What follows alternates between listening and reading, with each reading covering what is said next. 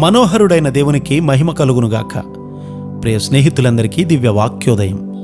ఈనాటి పాఠ్యభాగము 1 తెస్సలోనికైలకు రాసిన పత్రిక 3:10. మేము మీ ముఖమును చూచి మీ విశ్వాసములో ఉన్న లోపమును తీర్చునట్లు అనుగ్రహించుమని రాత్రింబగళ్ళు అత్యధికముగా దేవుణ్ణి వేడుకొనుచుండగా. వారి విశ్వాసము పరిపూర్ణము కావాలని పరిశుద్ధుడైనటువంటి పౌలు గారు ఇక్కడ ప్రార్థన చేస్తూ ఉన్నాడు. మనము కూడా విశ్వాసము పరిపూర్ణత చెందాలని కోరుతూ ఉన్నామా? దేవుని చిత్తములో మనము ఏ మాత్రము కూడా ప్రక్కకు మళ్ళినా, దిగజారినా అది ఎంతో హాని కలిగిస్తుంది.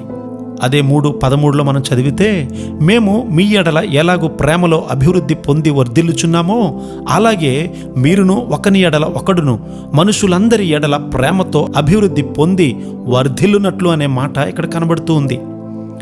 ఎవరైనా కూడా అనవసరమైన సంగతుల విషయమై మాట్లాడడం నేను చూస్తే అతడు తన ఆత్మీయ జీవితంలో క్రిందకు దిగజారుతున్నాడని తెలిసిపోతుంది.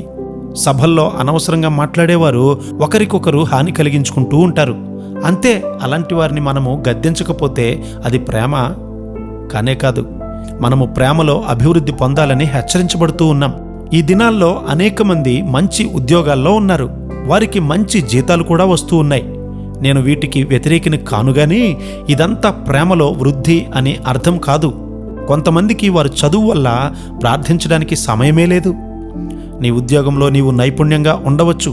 అయితే నీ ఉద్యోగము కానీ నీ చదువు కానీ దేవునితో ఉన్నటువంటి నీ సహవాసాన్ని పూర్తిగా నాశనం చేస్తే దానివల్ల నీవు ప్రేమలో వృద్ధి చెందలేవు, విశ్వాసంలో కూడా వృద్ధి చెందలేవు.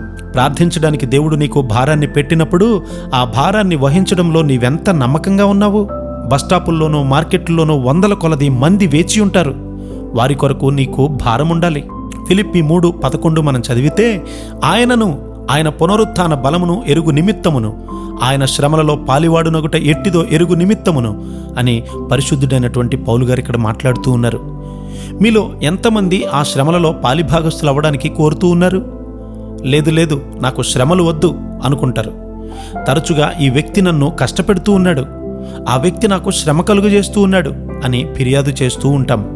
కానీ ఇక్కడ పరిశుద్ధుడైనటువంటి పౌలు గారు ఆయన శ్రమలలో సహానుభవం కలిగి ఉన్నాను అని చెప్తూ ఉన్నారు. నీవు సిలువ అనుభవంలోనికి రాకపోతే నీవెప్పటికీ కూడా జయాన్ని చూడలేవు. యేసుక్రీస్తు వారు హెచ్చింపబడినప్పుడు నీ హృదయంలో ప్రేమించగల సామర్థ్యం పెరుగుతుంది. ప్రస్తుతము మన ప్రేమించగల సామర్థ్యము నేలమట్టంలో ఉంది. అందువల్లే మనము ఇతరులను దీవించలేము, ఇతరులకు క్షేమాభివృద్ధిని కలిగించలేము.